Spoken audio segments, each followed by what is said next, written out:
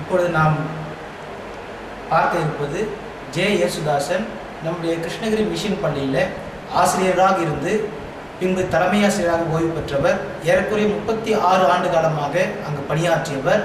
ஆகவே அந்த பள்ளிக்கூடம் இந்த கிருஷ்ணகிரி மக்களுக்கு எவ்வளவு உயர்வுக்கு அல்லது தாழ்த்தப்பட்ட மக்களுக்கு எவ்வளவு பயனுள்ளதாக இருந்தது என்பதை குறித்து இப்பொழுது கேட்க போகிறோம். சார், இப்போ நீங்கள் 36 வருஷ காலமாக இந்த ஸ்கூலில் இருந்துக்கிறீங்க. ஒருவேளை இங்கே மற்ற மிஷின்கள் வர்றதுக்கு முன்னாடியே வந்திருக்குதா ஒரு தகவல் இருக்குது. இருந்த போதும் நேத்தர் அவர்கள் மட்டுமே இங்கே இருக்கிற இந்த முதல் பள்ளிக்கூடத்தை உருவாக்கி அது இங்கே இருக்கிற நிறைய பேருக்கு அது கல்விக்கு கற்கிறதுக்கு உயர்வாக இருக்குது. அதை பற்றி நீங்கள் கேள்விப்பட்ட விஷயங்கள், அது யாருக்கெல்லாம் பயனுள்ளதாக இருந்துச்சு, எந்தெந்த மக்களெல்லாம் அங்கே வந்து படித்தாங்க அப்படின்றது பற்றி சொல்லுங்களா சார்? சரி, அது அந்த பள்ளிக்கூடம் அமைந்துள்ள இடம் முஸ்லிம்கள், தாழ்த்தப்பட்ட மக்கள், பிறகு பிற்படுத்தப்பட்ட மக்கள், முஸ்லிம்கள், வன்னியர்கள், இப்படி இருக்கிற சூழ்நிலையில் அந்த பள்ளிக்கூடம் அமைந்திருக்கிறது. அது ஆரம்பத்தில் 5ஆம் வகுப்பு முடிய இருந்தது. பிறகு அது 8ஆம் வகுப்பு முடிய மிடில் ஸ்கூலாக உயர்த்தப்பட்டது. மக்கள் படிப்பதற்கு கல்வி அறிவு பெற்று வளர்ந்து வருவதற்கு அது ஒரு மூல காரணமாக அமைந்திருந்தது. இப்பொழுது அமைந்திருக்கிறது.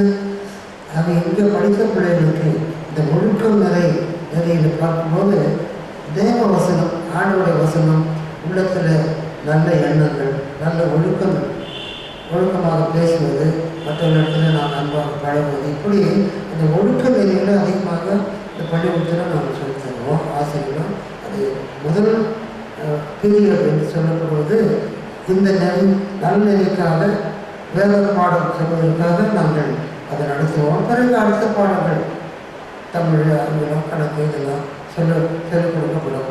இப்படியாக அந்த பள்ளிக்கூடம் அந்த மக்களுக்கு பிரயோஜனமாக இருந்தது. பிறகு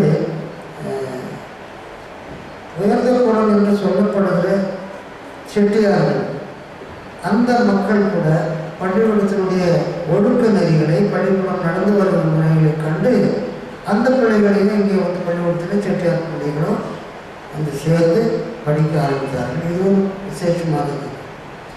ஆகவே முஸ்லிம்கள், இந்துக்களில் செட்டியார்கள், பிற்படுத்தப்பட்ட மக்கள், தாழ்த்தப்பட்ட மக்கள் ஆகிய அத்தனை குலத்திற்கும் இது ஒரு நல்ல பள்ளிக்கூடமாக அமைந்தது.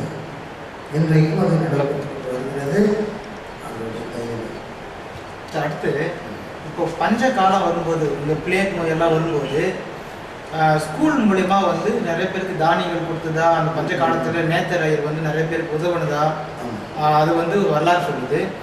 அதை பற்றி நீங்கள் கேள்விப்பட்ட விஷயங்கள்?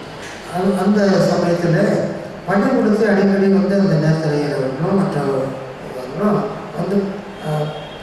பார்வையிடுவார்கள்.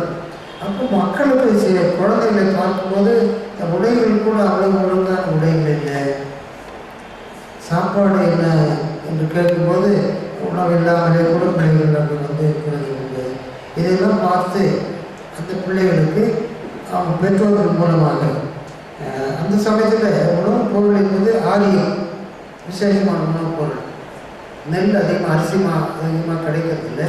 ஆரியம் தான் இந்த சுற்று வட்டாரத்தில் அதிகமாக விளைச்சல். அந்த உணவை தான் சாப்பிடுவாங்க. ஆகவே இந்த நெற்கரை கூட அந்த மக்களுக்கு மாலை நேரத்தில் இந்த மசூதி பக்கத்தில்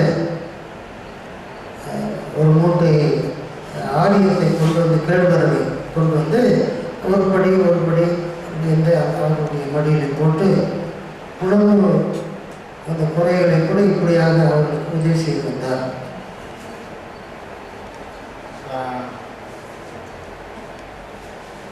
சரி, 2 நிமிஷம்.